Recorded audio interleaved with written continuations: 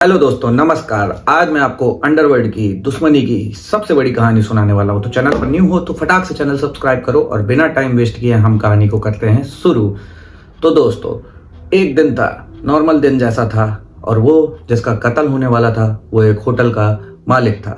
आराम से वो अपने होटल में बैठा था। नॉर्मल लोग चाय पीने आ रहे थे, खाना खाने आ रहे थे। तभी चार लोग बड़ी तेजी से होटल के अंदर घुसते हैं, एकदम नॉर्मल इंसानों की तरह।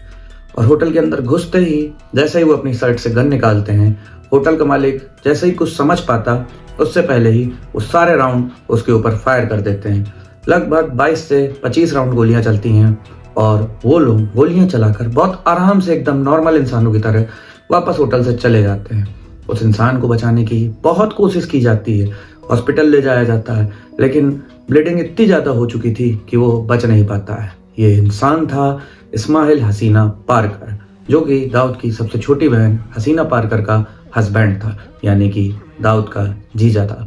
और जो मारने वाले शूटर आए थे वो थे अरुण गौली गैंग के। तो ये दोस्तों कहानी है दाऊद इब्राहिम और अरुण गौली की सबसे हाई प्रोफाइल दुश्मनी की। अंडरवर्ल्ड में ये पहली बार हुआ था कि फैमिली को टारगेट किया गया था, और ऐसे फैमिली मेंबर को टारगेट किया गया था जिसका गुंडाई मारपीट अंडरवर्ल्ड से दूर दूर तक कोई रिलेशन नहीं था। वरना अंडरवर्ल्ड के उसूल होते थे कि घर वालों को टच करने का नहीं, लेकिन इस मैटर के बाद ये उसूल खत्म हुआ और सबको एक साफ संदेश गया कि अब फैमिली के किसी भी मेंबर को टारगेट किया जा सकता है। भाई, अब पूरी फैमिली को प्रोटेक्शन में रखना पड़ेगा।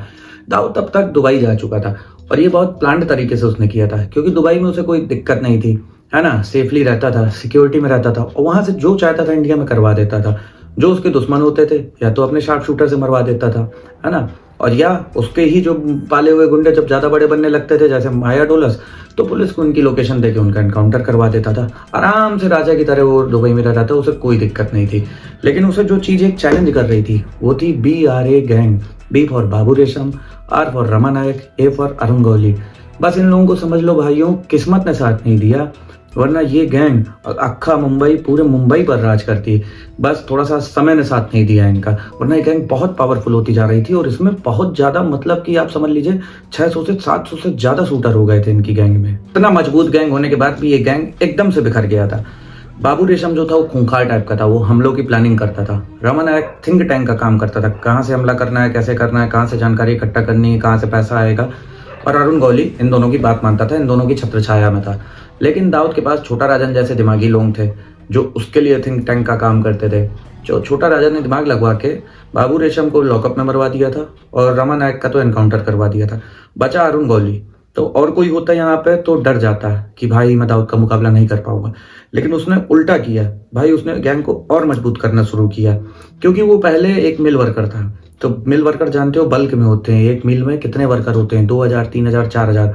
तो उसका जो कॉन्टैक्ट अच्छा था, ये कॉन्टैक्ट, ये नेटवर्क इसको गैंग बनाने में काम आया।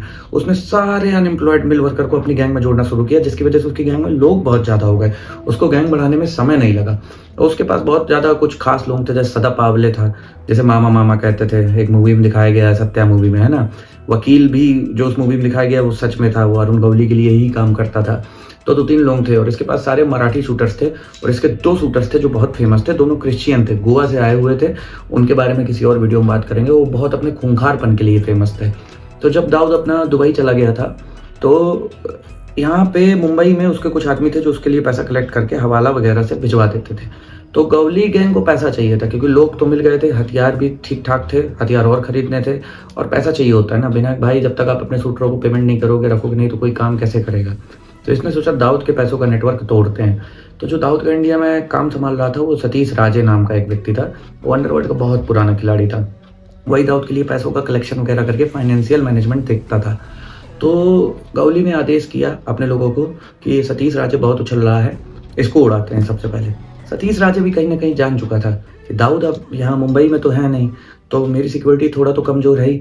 और दाऊद के जाने के बाद बाकी जितने गैंग थे, हाजी मस्तान, करीम लाला, वासु दादा वगैरह, और जितने छोटे छोटे गैंग बन रहे थे, तो उनको मौका मिल चुका था कि डी कंपनी के लोगों का आप सफाया कर दिया जाए, क्योंकि दाऊद इंडिया में रहा नहीं।